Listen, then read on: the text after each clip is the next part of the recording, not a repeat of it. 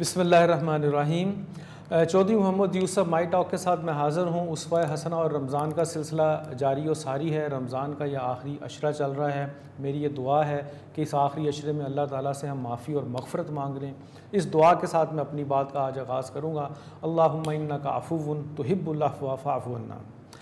اسوہ حسنہ اور رمضان میں ہم نبوت کے 10ویں سال تک پہنچ چکے ہیں۔ نبوت کا 10واں سال ہے اور نبوت کے 10ویں سال میں شب ابی طالب سے جتنے بھی محصورین ہیں وہ اپنے شہر یعنی کہ مکہ واپس آ چکے ہیں۔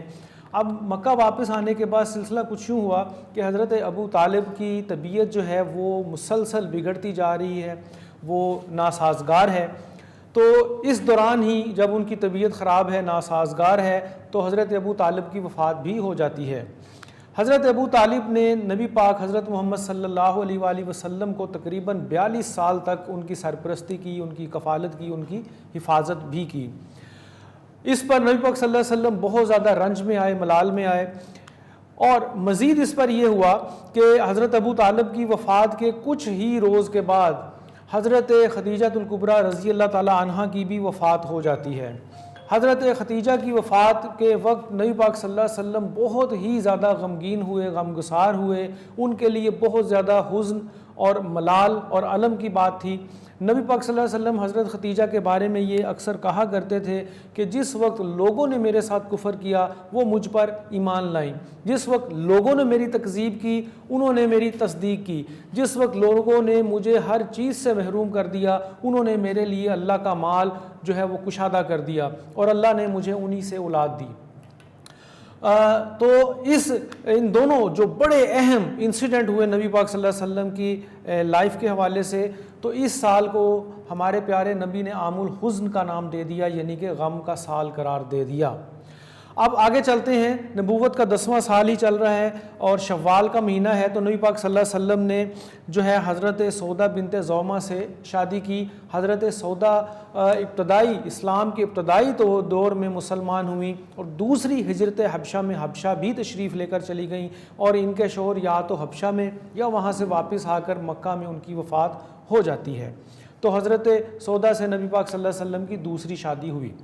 نبوت کے 10ویں سال۔ اب نبوت کا 10واں سال ہی چل رہا ہے، تو نبی پاک صلی اللہ علیہ وآلہ وسلم نے یہ ارادہ فرمایا کہ اب مکہ سے باہر جا کر بھی اسلام کی تبلیغ کی جائے، اللہ کے اس حق دین کی دعوت دی جائے۔ تو لہٰذا آپ صلی اللہ علیہ وآلہ وسلم آپ اپنے آزاد کردہ غلام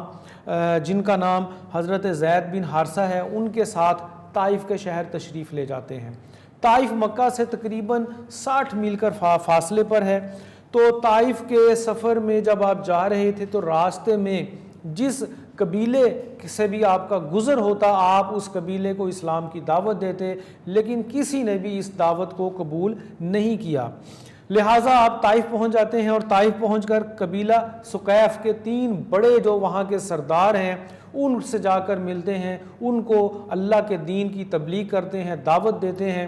لیکن انفارچونیٹلی وہی ہوا جو ہو رہا تھا کہ ان سرداروں نے بھی نبی پاک صلی اللہ علیہ وسلم کی تبلیغ پہ کوئی پراپر رسپانس نہ دیا اور ان کے ساتھ کچھ بد زبانی بھی کی، بدتمیزی بھی کی، نعوذ باللہ۔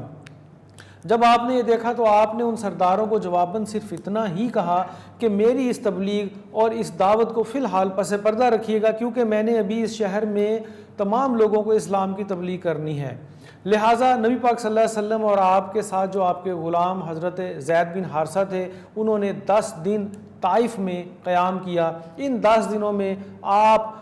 طائف کے ہر سردار سے ملے، تمام لوگوں سے ملے اور ان کو اسلام کی دعوت دی، لیکن ان سب نے ایک ہی جواب دیا کہ ہمارے اس شہر سے نکل جاؤ، اور اس کے ساتھ ساتھ نبی پاک صلی اللہ علیہ وسلم کے ساتھ جو ہے وہ بد زبانی بھی کی۔ نہ صرف یہاں تک یہ سلسلہ محدود رہا بلکہ ان سرداروں نے شہر کے نوجوانوں اور اوباش لوگوں کو اس بات پر اکسایا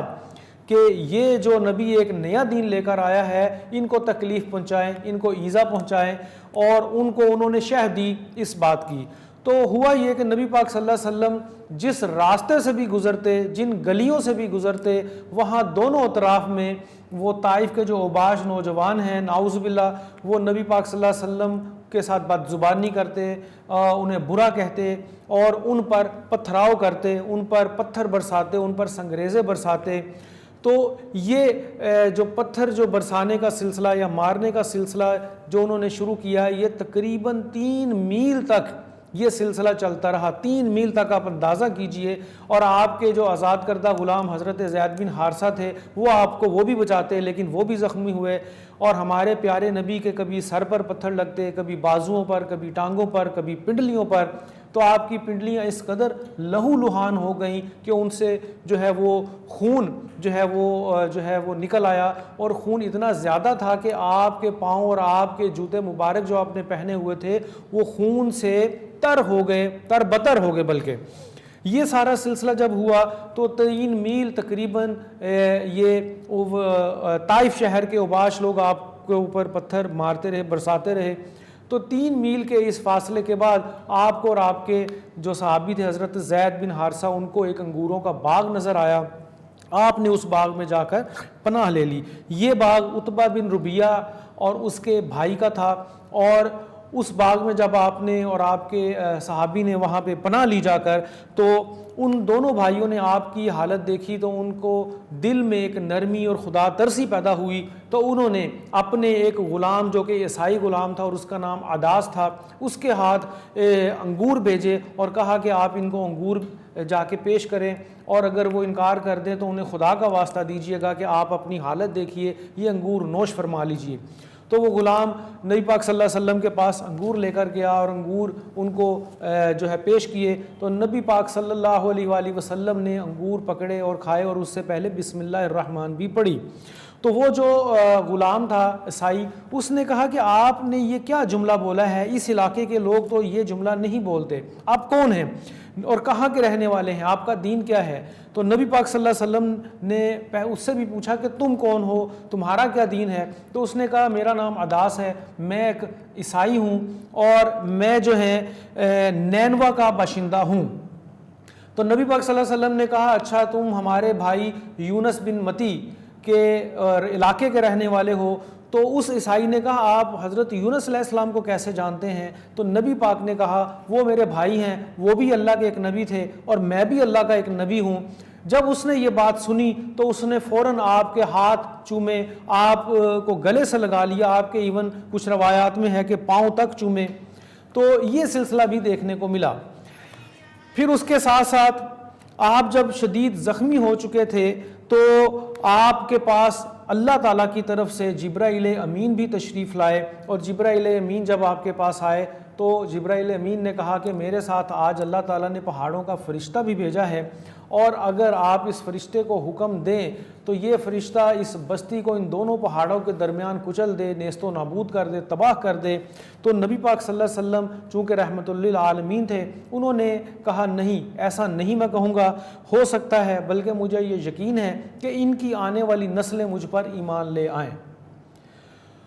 اس کے ساتھ ساتھ ایک بڑا مشہور ایک روایت ہے کہ نبی پاک صلی اللہ علیہ وسلم نے ایک دفعہ حضرت عائشہ صدیقہ سے پوچھا کہ عائشہ رضی اللہ تعالیٰ عنہ کہ کوئی ایسا دن ہے جو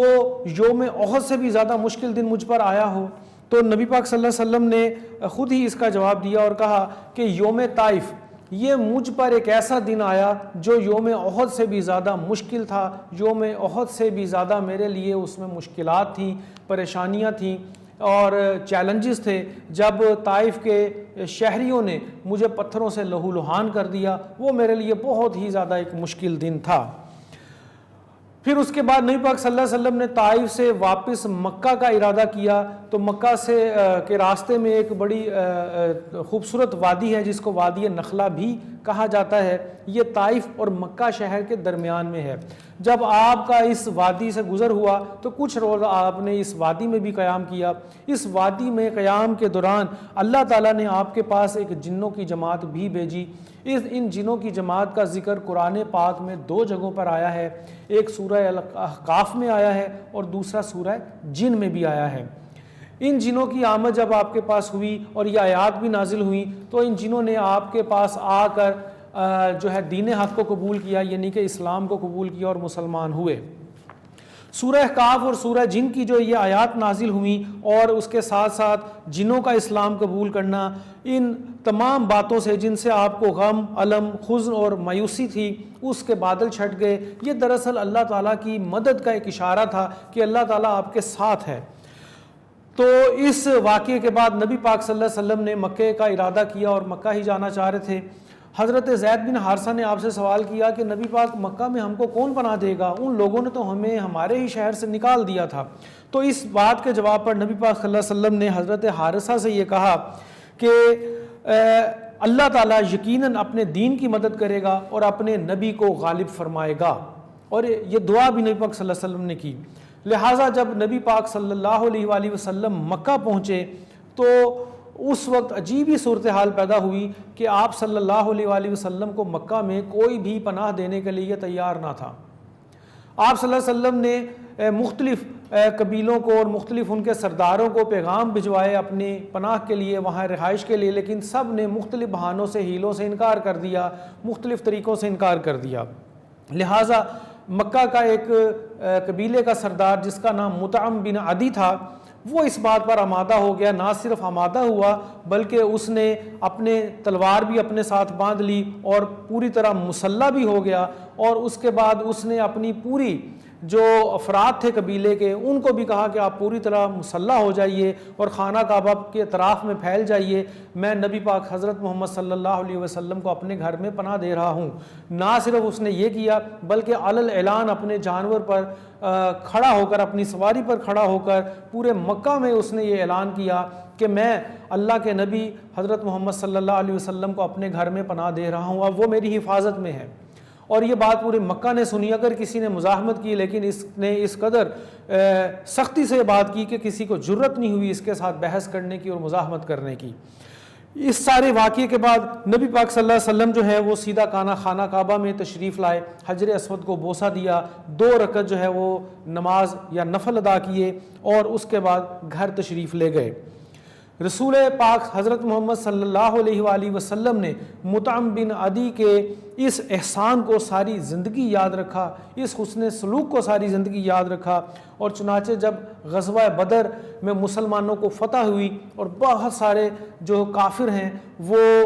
قیدی بن کر مسلمانوں کے پاس آ چکے تھے اور قید میں تھے، تو اس دوران مطعم بن عدی کا بیٹا حضرت جبیر بن مطعم آپ صلی اللہ علیہ وسلم کی خدمت میں حاضر ہوئے اور کچھ قیدیوں کی رہائی کی درخواست کی، کچھ قیدیوں کی، سب کی نہیں کی۔ تو جب مطعم بن عدی نے آپ صلی اللہ علیہ وسلم سے کچھ قیدیوں کی رہائی کے لیے درخواست کی، ریکویسٹ کی، تو نبی پاک صلی اللہ علیہ وسلم نے فرمایا کہ اگر مطعم بن عدی آج زندہ ہوتا اور وہ مجھ سے ملتا اور وہ قیدیوں کی رہائی کے لیے کہتا تو میں ایک نہیں سارے قیدیوں کو رہا کر دیتا، اس کے اس حسن سلوک کے بدلے میں جس وقت مکہ میں آپ صلی اللہ علیہ وسلم کو کسی نے پناہ نہیں دی سوائے مطعم بن عدی نے۔ تو یہ ایک واقعہ بھی آپ سے میں شیئر کرنا چاہتا تھا کہ ہمارے نبی پاک صلی اللہ علیہ وسلم کسی کے بھی حسن سلوک کو کبھی فراموش نہیں فرماتے تھے۔ آج کی یہ گفتگو ان اشعار کے ساتھ میں مکمل کروں گا۔ یا رحمت للعالمین،